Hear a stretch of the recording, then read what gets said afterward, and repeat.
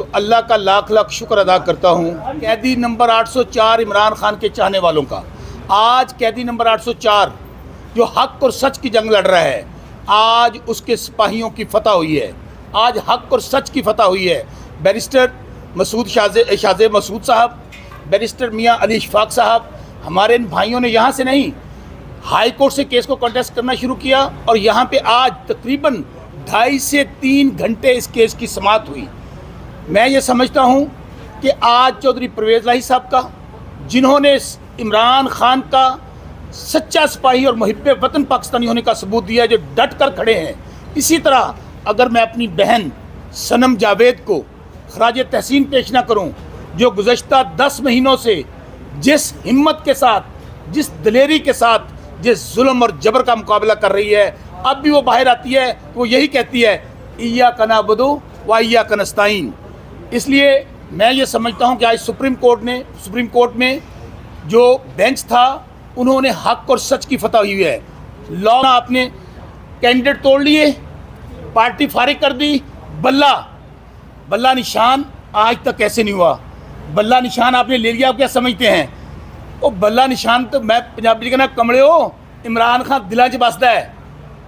खान ये बल्ला जो निशान है, ये लोगों के दिलों में चला गया है।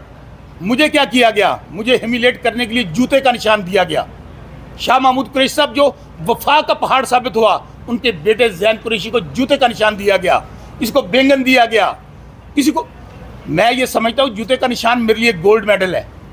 मैंने ये पहले भी कहा है कि आपने मेरे हलके के लोगों की तौहीन करने के लिए उस रिटर्निंग अफसर ने इलेक्शन कमीशन की माँ पर, मेरे मुखालफों की माँ पर, कि शौकत बसरा डट के खड़ा इमरान खान के साथ। ज़िंदगी, मौत, इज़्ज़त, ज़िल्लत सब मेरे अल्लाह के हाथ में। आज मैं पूरे मीडिया के सामने ये कहना चाहता हूँ, मैंने कुरान पाक पे हल्फ दिया है, अगर मेरे यहाँ से कागज़ मनूर रावी होते, मैंने कहा था मैं आखिरी सांस तक लड़ूंगा, सनम जावेद आखिरी सांस तक लड़ेगी, चौधरी परवेज़ इलाही साहब आखिरी सांस तक लड़ेंगे।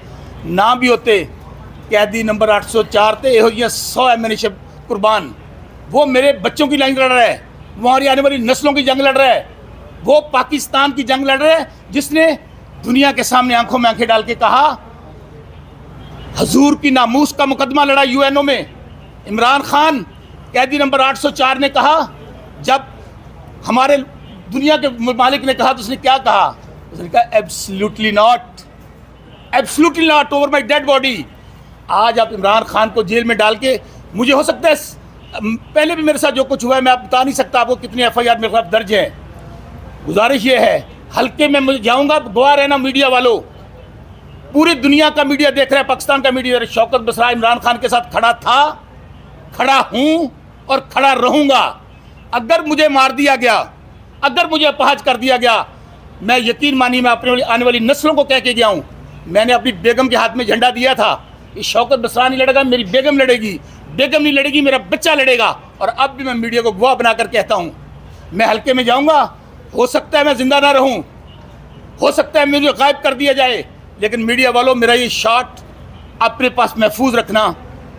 शौकत बसरा की जान चली जाए, शायद पाकिस्तान के काम आ जाए, शायद हमारा पाकिस्तान, जिसके लिए इमरान खान आज क्या मुकदमात हैं, 150-200 मुकदमात, वो इमरान खान जिसके ऊपर एक मुकदमा नहीं था 70 साल में, आज जब आप कोई मुकदमा साबित नहीं कर सके, कोई करप्शन का मुकदमा साबित नहीं कर सके, तो आप जब बात आपका मुखालिफ आपकी माओ, बहनों, बेटियों तक चला जाए, समझ लीजिए कि आपका मुखालिफ हार चुका है।